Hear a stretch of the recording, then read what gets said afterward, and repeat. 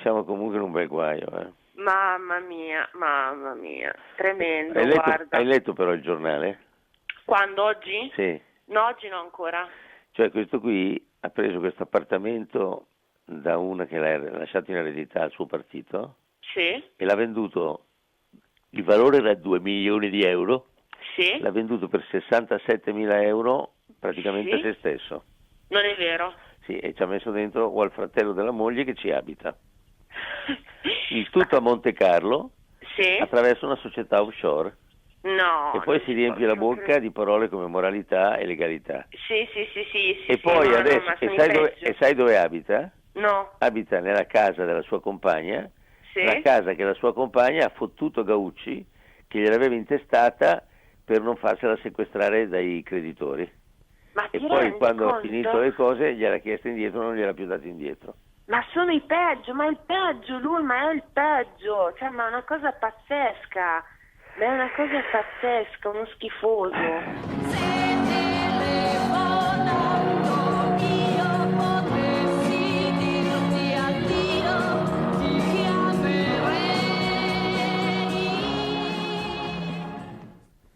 Allora, uno scontro tira l'altro un po' come con le ciliegie, non passa giorno senza che all'interno del governo, all'interno della maggioranza non scoppi una polemica, non ci sia un contrasto su temi tra l'altro molto importanti. Però si pensava che il governo cominciasse da subito ad affrontare le questioni che interessano alla gente. Adesso c'è proprio una guerra ai ferri corti sulla questione delle intercettazioni, perché il PDL ha presentato un disegno di legge che è la fotocopia, dice il PD, della famosa legge Bavaglio, che era quella contro le intercettazioni presentata appunto all'epoca dall'attuale ministro degli interni Alfano, per cui un'altra buriana. Ma la notizia forse peggiore di questa giornata è che al prossimo Consiglio dei Ministri di venerdì non si parlerà della sospensione dell'IMU per le imprese, per i capannoni, a cui erano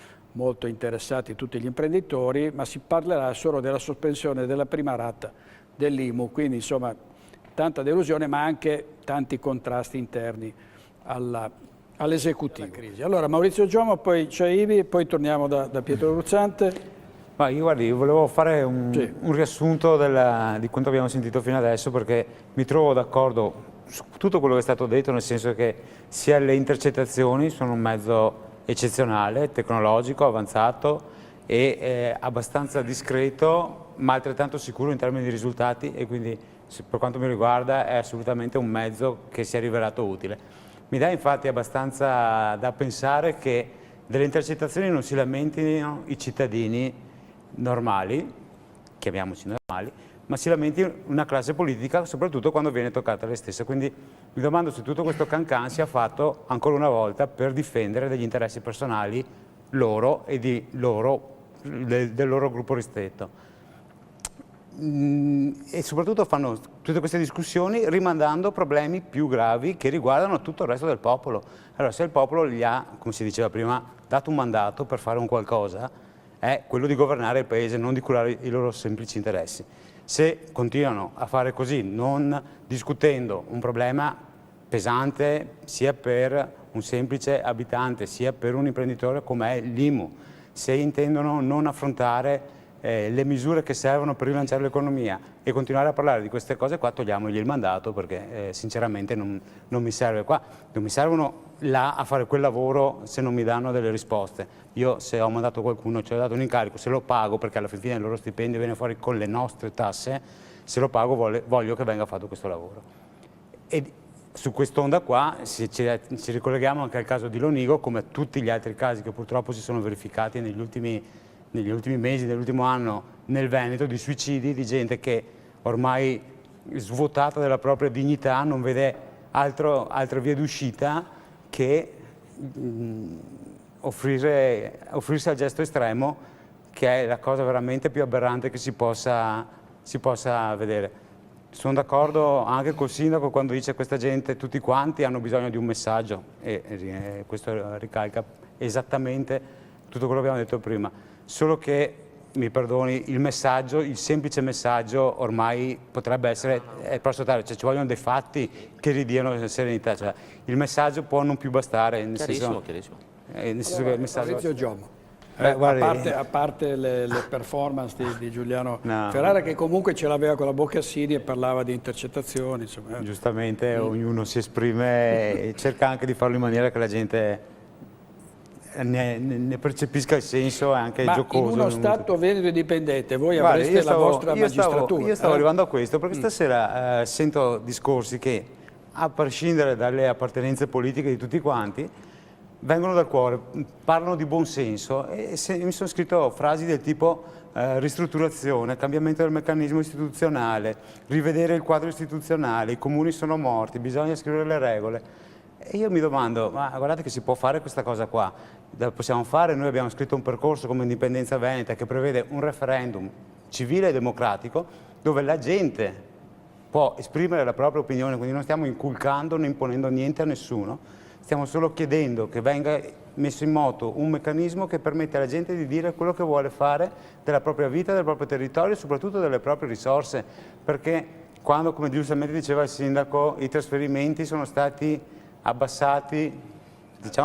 eliminati chiaramente perché sono veramente ridicoli. Se pensiamo che a Treviso una volta arrivavano qualcosa come 20 milioni di euro, adesso arrivano 700 mila euro, che fanno poco più di 9 euro all'anno a cittadino. Io vorrei vedere un'amministrazione come può garantire un servizio minimo anche solo di polizia locale a un cittadino con 9 euro all'anno, e quindi è costretto di conseguenza a applicare tasse che si chiamino IMU, che si chiamano TIA, che si chiamano TARES.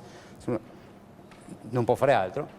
Indipendenza Veneta ha messo in moto un meccanismo per chiedere un referendum e ci è stato riconosciuto grazie a una risoluzione che la Regione Veneto ha riconosciuto regione, che peraltro e mi riallaccio al discorso dell'assessore prima, si sta vedendo esautorare dei suoi poteri, così come le province sono tutti a caccia di crearsi un nuovo lavoro. Allora la Regione adesso si prende competenze di uno, la provincia si prende competenze degli altri, i comuni dovranno subire l'imposizione a livello urbanistico delle regioni in ambito commerciale, che è una cosa assurda. C'è tutto un marasma dal quale, lasciatemelo dire, non se ne può venire fuori perché c'è un giro di regole e poi alla fine chi muove i fili, e di questo ne faccio una colpa non ai presenti ma al fatto che comunque lo dicono di cuore, come dicevo prima, ma non potranno mai farlo perché comunque saranno vincolati mani e piedi da qualcun altro che sta seduto più lontano, che probabilmente di quello che succede nel Veneto, a Treviso o a Villorba non è neanche a conoscenza. Possiamo fare un referendum, noi vogliamo fare questo referendum che per chi ancora non lo sapesse comporterebbe una disponibilità di 20 miliardi di euro all'anno per il Veneto. 4.000 euro a testa, e allora anche qua riparte tutto un discorso economico di negozi che potrebbero avere più risorse per pagare. Senta Giomo, nel 2014, in settembre, gli scozzesi vanno a votare, ma ecco, spieghiamo a chi ci ascolta, lì una volta votato sì mettiamo che votino per l'autonomia, no? Che cosa succede? Diventano autonomi, ci sono altri passaggi, cosa succede? Diventano indipendenti, l'autonomia è quello che hanno le province di Trento e Bolzano, per capirci, che ha il Friuli Venezia Giulia, per capirci con il loro bello statuto, la Sicilia, la Sardegna e la Valle d'Aosta, tanto per rimanere nella Repubblica Italiana. Sì, il Friuli l'ho detto, il Friuli Venezia Giulia. E la Scozia diventerà uno Stato indipendente, così come la Catalogna all'interno della Spagna diventerà uno Stato indipendente. All'interno dell'Europa, dopo la Comunità Europea ci sarà tutto quel percorso per riconoscere comunque diciamo si staccano da Londra e costituiscono un nuovo Stato. Il Veneto può fare esattamente la stessa cosa perché ha tutti i requisiti per poterlo fare e soprattutto le capacità per vivere e vivere molto meglio di come vive adesso. E ripeto, è una cosa legale, ovviamente, e democratica perché si domanda al popolo. Noi lo proponiamo questo percorso da un anno.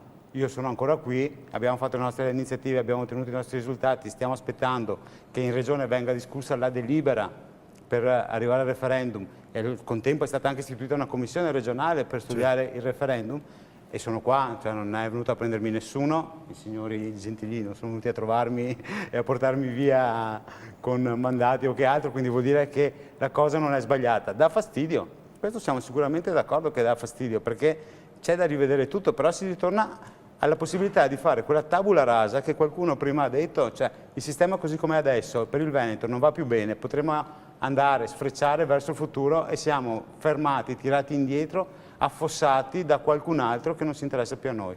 Per favore facciamolo. Allora,